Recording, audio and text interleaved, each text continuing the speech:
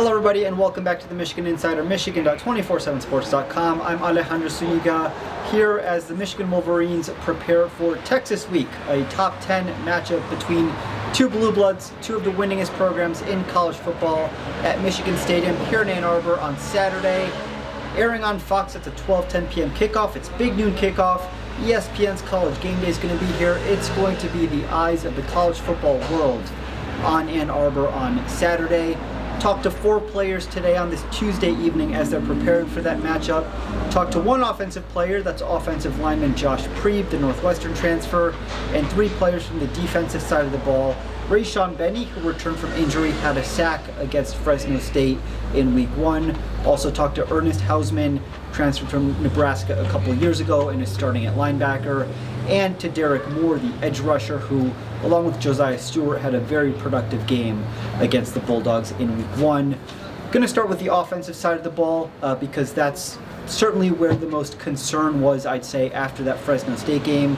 The Wolverines scored an early touchdown after a Zeke Berry interception, but scuffled through much of the night against Fresno State before finally finding their rhythm late.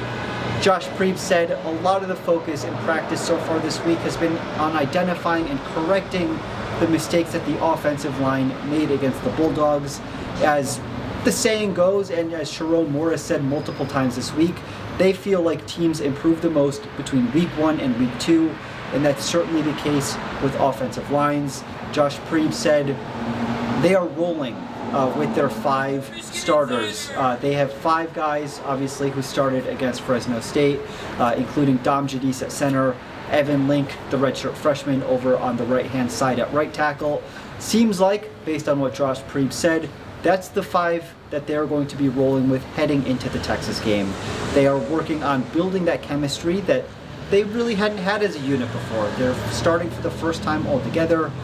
So it's been on identifying the mistakes, correcting them, and of course preparing for Texas coming to town with their very talented, not so much on the interior, obviously their 2-star D tackles for Texas are off to the NFL, but that is a very talented group regardless.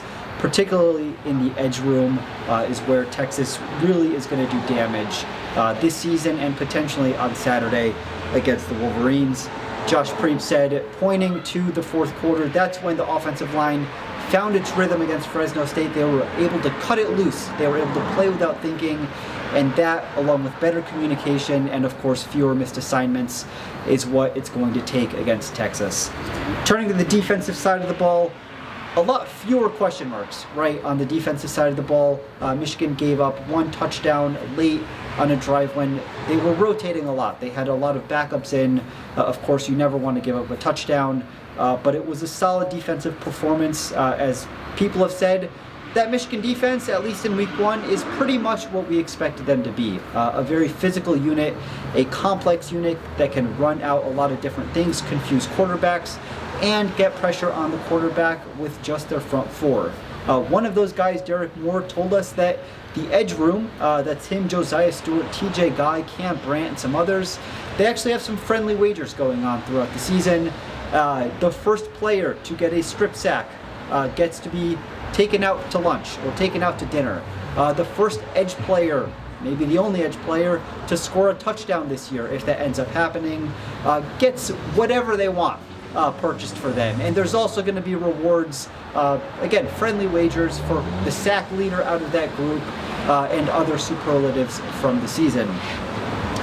Of course, preparing for Texas, Derek Moore acknowledged this is going to be a lot more physical game than Fresno State was. He said Fresno State was a good challenge, a good step up toward playing a top 10 opponent.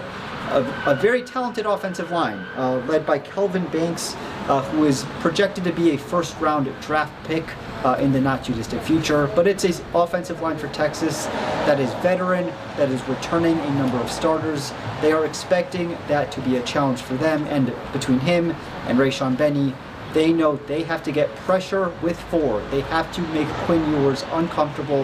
They have to get him off platform, because if not, between Quinn Ewers, Isaiah Bond, and all of the offensive weapons on the Texas Longhorns, they will be able to do damage. Stay tuned over at the Michigan Insider, michigan.247sports.com, as we are breaking down these press conferences with players and coaches. We have in-depth analysis from that Fresno State win, keys to the game against the Longhorns, and it is a massive recruiting weekend. A lot of eyes, both in terms of national media, fans, and recruits in town this weekend to watch the Battle of Blue Bloods at the Big House. For everyone at the Michigan Insider, I'm Alejandro Zuniga. We'll talk to you next time.